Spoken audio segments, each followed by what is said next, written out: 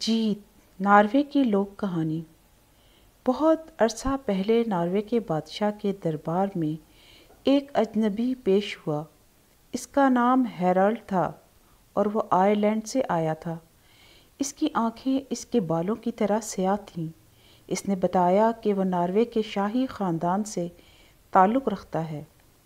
اس نے اپنے والد کا نام بتایا کہ وہ خود بھی کبھی ناروے کے بادشاہ رہ چکے تھے۔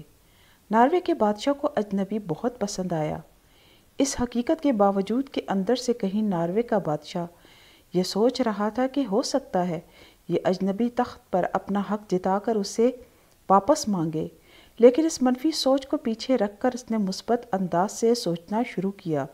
اس نے سوچا کہ ہیرالڈ اس کی موت کے بعد ناروے کا بادشاہ بن سکتا ہے، کیونکہ اس میں بادشاہ بننے کے تمام اوصاف موجود دکھائی دیتے تھے۔ اس نے سوچا کہ ہیرالڈ اس کے اپنے سگے بیٹے سے بھی بہتر بادشاہ ہوگا۔ اس کے اپنے بیٹے کا نام میگنس تھا۔ اس کا بیٹا میگنس بہت سست اور کاہل نوجوان تھا۔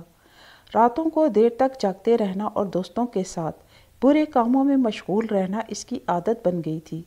وہ کام کرنا بالکل پسند نہیں کرتا تھا اور ورزش کرنا تو اسے بالکل پسند نہیں تھا۔ ایک شام میگنس نے ہیرالڈ کو ایک شخص سے باتیں کرتے سنا۔ وہ آئرلینڈ کے متعلق بتا رہا تھا۔ وہ کہہ رہا تھا کہ آئرلینڈ ایک خوبصورت سرسبز ملک ہے جو اونچے پہاڑوں اور خوبصورت جھیلوں سے اٹا ہوا ہے۔ اس نے بتایا کہ وہاں کے لوگ بہت مضبوط، بہادر اور پھرتیلے ہیں۔ اس نے باتیں کرتے ہوئے اس شخص کو بتایا کہ آئرلینڈ میں ایسے بھی نوجوان ہیں جو تیز رفتار گھوڑوں سے بھی زیادہ تیز دوڑ سکتے ہیں۔ میگنس ہیرالڈ کو بہت ناپسند کرتا تھا۔ اس نے یہ باتیں سن کر فوراً کہا، میں اس بات پر یقین نہیں کرتا۔ ہیرالڈ نے میگنس کو بتایا یہ سچ ہے۔ میگنس نے اصرار کرتے ہوئے کہا، نہیں یہ سچ نہیں ہے۔ ہیرالڈ نے کہا، میں تمہیں بتاتا ہوں۔ وہ ناراضگی سے کہنے لگا، میں پہلے بات کو گھٹا کر رہا تھا، لیکن حقیقت یہ ہے کہ واقعی آئرلینڈ میں ایسے نوجوان ہیں جو دنیا کے تیز رفتار ترین گھوڑے سے بھی تیز بھاگتے ہیں۔ میگنس نے کہا، ٹھیک ہے میں دیکھتا ہوں۔ میرا اپنا گھوڑا بہت برق رفتار ہے۔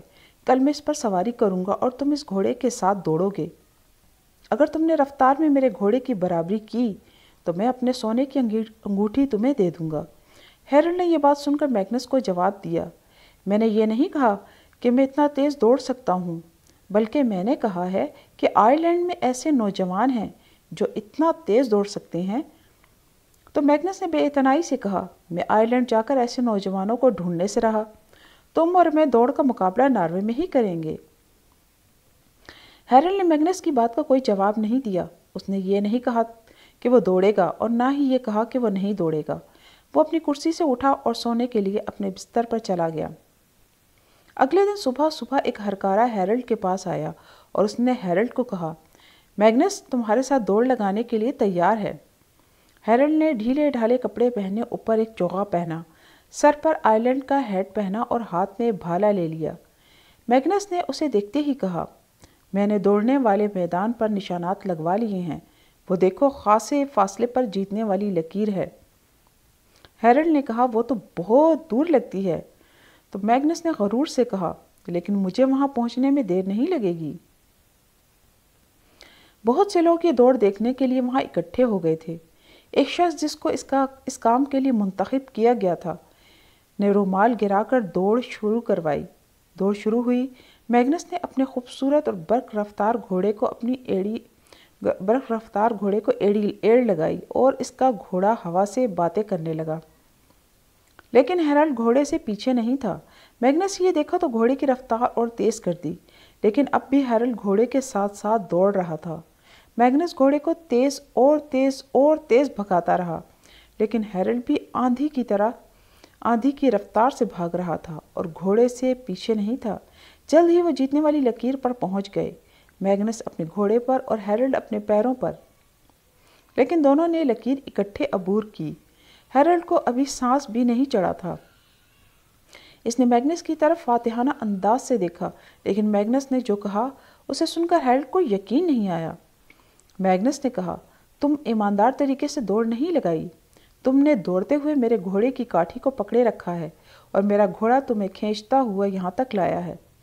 ہیرالڈ یہ بات سن کر بہت ناراض ہوا۔ اور اس نے کہا ہم دوبارہ دوڑ لگائیں گے۔ میگنس راضی ہو کر کہنے لگا اب ہم یہاں سے دوڑیں گے اور دوسری سمت دوڑ ختم کریں گے۔ ایک منتخب شدہ شخص نے دوبارہ دوڑ شروع ہونے کا اشارہ کیا۔ دوڑ شروع ہو گئی۔ میگنس دوبارہ اپنے خوبصورت برق رفتار گھوڑے پر سوار ہوا اور ہوا سے باتیں کرنے لگا۔ ہیرلڈ دوبارہ گھوڑے کے ساتھ ساتھ دوڑتا رہا۔ میگنس نے گھوڑے کو مزید تیز بھاگنے پر مجبور کیا، لیکن اس دفعہ ہیرلڈ گھوڑے سے بھی آگے نکل گیا۔ میگنس گھوڑے کو اور تیز بھگاتا رہا، لیکن ہیرلڈ بھی آندھی کی رفتار سے اور تندی سے بھاگتا رہا اور اس دفعہ گھوڑے سے پہلے ہی جیت کی لکیر عبور کر گیا۔ میگنس کچھ دیر انتظار کرتا رہا کہ گھوڑا ہانپنا بند کرے، پھر کچھ کہے بغیر اس کے گھوڑے کا رخ دوبارہ دوڑ کے میدان کی طرف موڑ دیا۔ ہیرلڈ کھڑا اسے دیکھتا رہا۔ میگنس نے سر اس کی طرف موڑا اور چلایا دوڑ شروع۔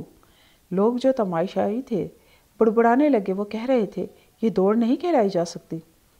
ہیرلڈ البتہ ایک دفعہ پھر پورے زور سے دوڑنے لگا۔ اس نے دوڑتے ہوئے خود سے کہا میں اس دفعہ کوئی شک باقی نہیں رہنے دوں گا۔ وہ دوڑتا رہا۔ کچھ ہی سانتوں میں اس نے دوبارہ گھوڑے کو جا لیا اور اب وہ اس کے ساتھ ساتھ بھاگ رہا تھا، اور کچھ ہی لمحوں کے بعد اس نے جیتنے والی لکیر عبور کر لی اور اسے عبور کر کے زمین پر بیٹھ گیا اور سانس لینے لگا۔ جب کچھ دیر بعد میگنس وہاں پہنچا، ہیرلڈ چھلانگ لگا کر کھڑا ہوا تاکہ اس کا استقبال کرے۔ میگنس نے منہ سے کچھ نہیں کہا۔ وہ مڑا اور ایک طرف گھوڑا دوڑا لے جانے لگا۔ کچھ ہی دیر میں بادشاہ تک اس واقعے کی خبر پہنچ گئی۔ اس نے میگنس کو بلایا اور اسے کہا تم دوسرے ملکوں کے رہنے والوں کے متعلق بہت کم جانتے ہو۔ وہ ساری رات تمہاری طرح جاگ کر عیاشی نہیں کرتے۔ وہ بہت محنتی ہوتے ہیں۔ وہ ہمیشہ ورزش کرتے ہیں اور اس لیے زندگی بھر خوش و خرم اور طاقتور رہتے ہیں۔ اب وعدے کے مطابق ہیرلڈ کو اپنی سونے کی انگوٹھی دو اور اس کی جیت کو جھوٹ کہہ کر مت جھٹلاؤ جو اس نے تم سے میدان میں حاصل کی ہے۔